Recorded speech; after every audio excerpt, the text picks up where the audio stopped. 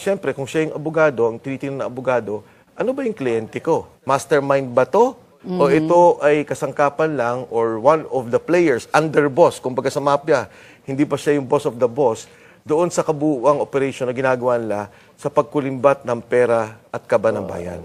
If you recall si General Garcia, Correct. sa Armed Forces of the Philippines, nahuli yung pamilya niya, inuwi siya dito, nagkaroon ng investigation. Alam mo nangyari doon? Nagkaroon siya ng plea bargain. Inamin niya. Yeah. Siya talaga. Siya yung mastermind, kinulong siya, nagsoli siya, if I'm not mistaken, 200 million pesos. Pero yung pamilya na were allowed to live in the United States. Wala na dito eh. So siya hanggang ngayon nakakulong sa Bilibid prisons. Now, in the case of Saldi, Nakalabas na yata. yes, he was issued a pardon if I'm not mistaken. No? At that time, nakakulong siya. Now, in the case of Saldi, siyempre, kung siya yung abogado, ang tinitingnan na abogado, ano ba yung kliyente ko? Mastermind ba to?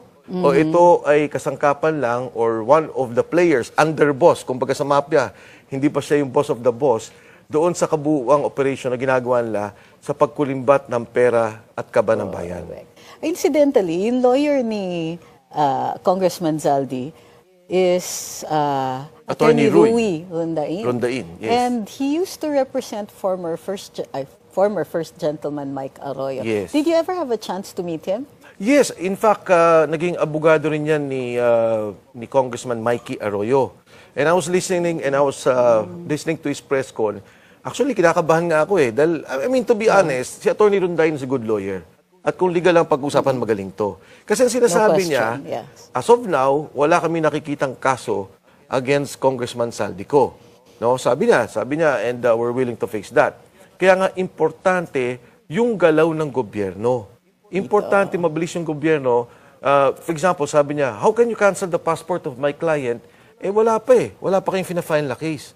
So I'm thinking, Attorney Trixie, in the situation like this, kasi lahat ng mga magnanakaw pa dyan, no? Those who are involved, na binabanggit yung mga pangalan, paano kung naglalabas na ng pera? Paano kung tinatakas na yung pera? Di ba may sinabi yung air asset? Sabi niya, hindi. Tingnan mo si Attorney Rondain, magaling talaga. Sabi niya, walang pag-aaring aeroplano si Congressman Saldico. Pag-aari yun ng Masibis Corporation. Which is? Owned by Saldico, di ba? Pero, I mean... Pero ano nga yun eh, yung mga pagkakaalam natin, and dito kasi nag-PCGG ako for a while. Oh, yes. So Marcos Sr., minsan 10, ang daming levels ng kanyang pagtatago ng pera. So pero dito, ang naman nun, kaagad may CBs, that's what, 1 or 2 steps away. Madali ipatunayan yung criminal liability dyan. Yes, and Attorney Trixie, you mentioned PCGG. Imagine, nagbuo tayo ng isang ahensya ng gobyerno to attack, I mean, not attack, but to sequester and eventually bawiin yung pera at assets ng gobyerno. In this particular case, yung kay PCGG, bahabaan eh. And as you mentioned, layers by layer. Pero dapat tingin ko rin magkaroon ng batas para mabilis natin mahabol at mapakancel yung mga passport ng mga taong lumalabas. Kasi si Mark Teksay, si Paul Estrada, wala na sa bansa. Actually, kung gusto talaga ng administrasyon, makikiusap sila magpa-cancel ng mga visa. That's right. So, hindi kailangan passport. Passport. So, para sa akin, doubtful yon. Kung gusto talaga nilang habulin itong mga to, maraming paraan, hindi lang yung pag-cancel ng passport. Visa. Paano yung pera sa AMLA? Can they just send notice? So, okay, pagdating sa passport, cancellation of visa, in effect, pwede na. Unless yung bansa, no visa policy. Oh, correct. Makakataka siya. But, with an Interpol, red notice, pwedeng ang hindi red eh. Pwedeng yung blue notice, di ba? They can warn these people, medyo mapapahirapan na. But in the case of AMLA, paano natin mahinto yung pag-alis ng pondo, kung nagtatago ng pondo, pag-withdraw ng pondo? Hindi naman matigil yung investigation ng AMLA just because umalis yung tao. Or can we serve notice to AMLA, let's say, itong mga taong to are persons of interest or concern? Considered served yung basta meron kang permanent address na served doon, siya yung bahala mag-explain na hindi siya nakatanggap ng notice. Kasi yung iba wala pang kaso eh.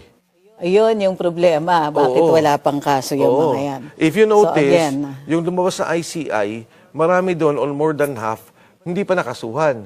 So, and I agree also doon sa punto naman nila na medyo itama naman natin yung kaso. Hindi naman pwedeng after 5 years, matalo lang din tayo. So, there are two concerns. Ma-filean kagad, ma-hold ng pondo, ma-hold ng travel nila, but at the same time, kailangan number 2 is that we have a strong case that we will file against them. Kaya ang feeling ko nga, dapat sana may special law just so ma-address itong particular issue na to. Yeah, but if we make one, hindi siya retroactive. So, and which reminds us, on our next topic, the ICI is calling on the Ombudsman to investigate former Yusek Roberto Bernardo and Yusek Maria Catalina Cabral. That's correct. Actually, Attorney Trixie, doon nga ako nagtaka nung una, bakit hindi kasama si Secretary Bani Bonoan, isa nga yung Secretary ng DPWH. Correct. Tapos they allowed him. In fact, di ba, sa Senate, nag-blue ribbon na. Yes. Tapos nag-resign siya. Yes. Tapos hindi na siya natawag uli. Yes. So, tinanong ko si Senator Mercoleta dyan. Sabi ko, that time he was chairman eh. Yes. Sabi ko, Kadante, Senator, bakit mo pinatayo na si Secretary Bonoan? At that time, sabi niya, hindi, don't worry. Kasi at that time naman, wala pang mention of his name. But sabi niya, eventually, we will call him sa committee. So, that was before the Diskaya exposure. Correct. So, paglabas ng Diskaya exposure, hindi na siya yung chairman ng Blue Ribbon Committee. But definitely, Secretary, alam mo, I've worked with him, no? Secretary Manny Bonoan. Si Secretary, Undersecretary Cabral, I've worked with her when she was still the policy. Kaya nga iniisip ko noon, siguro hindi ma-involve sa corruption dahil policy eh. But eventually pala, yung pagprograma ng mga proyekto, nandun na din sa policy. Yes. Pero dapat talaga, and again, sorry to say, wala naman po ako, nothing personal against them. Kasi si Yusek Bernardo lumabas na eh. Pero dapat sana talaga, ma-hold kagad yung kanilang pag-alis at ma-hold yung pondo. Kasi yun naman ang ano ng tao na, ang tagal na, 2 months? Alam naman nilang there will be eventually yung mga pangalan nila, paano yung pera? Bago pa nga na, nag-announce pa na magka-create ng ICI, di pa create nyo na kaagad. Yes. Diba? So, yun nga, it gives rise to the suspicion na bakit yung pinapatagal ito? Oo. Kasi umpisa pa lang, alam na nila. In fact, dun pa lang na fact check si Presidente sa 5,500 flood control projects. Tapos inulan, binaha.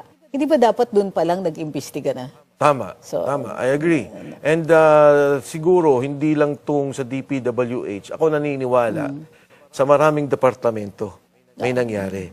Because now, ang lumalabas na kwento ng maraming tao, yung ginagawang systematic corruption, di ba? Yung sa DPWH is one, kasi normal yan, no?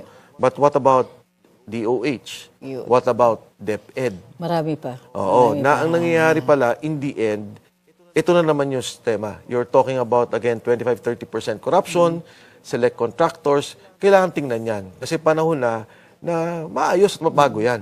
Hindi dapat tuloy-tuloy itong sistema na nangyari na in fact, kung di na ano na to talaga, alam na to ng mga bangko eh. Alam na lahat ng congressman to. Alam na ng mga mayor. Bakit? Kasi hiningan yung congressman. So yung congressman, papaliwanag sa mayor. Kikwento kay kapitan. Yung contractor magpapaliwanag sa bangko. So all these things put together, naririnig at nalalaman ng tao. Nakikita natin parang inilalayo dun sa executive eh.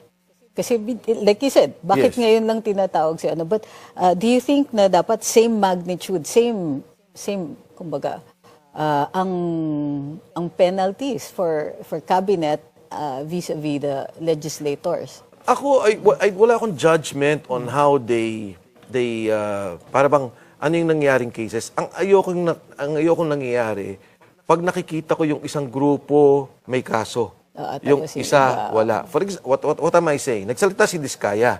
Ang daming sinabing pangalan. Ang daming sinabing problema. Dapat yun, kunin natin. Nagsalita si Yusek Bernardo, nagsalita si District Engineer Alcantara, sila Bryce, at yung mga gusto pang magsalita, si Sergeant Orly Gotesa, dapat kunin natin lahat yun. No? Ipunin lahat yun, ayusin lahat yun, at kasuhan. Of course. Well, not just kasuhan. Kasi nakikita nga natin na halimbawa dun sa there's certain departments na naiiwasan but cannot help but be involved. There's budget. Yes. Yeah, but even if there's budget, other countries have budgets, di ba? Pero dapat may role nga ang Congress, Constitution din, tsaka Senate. Ayusin naman natin. Huwag yung ganitong pagbababoy at pagnanakaw sa kaban ng bayan.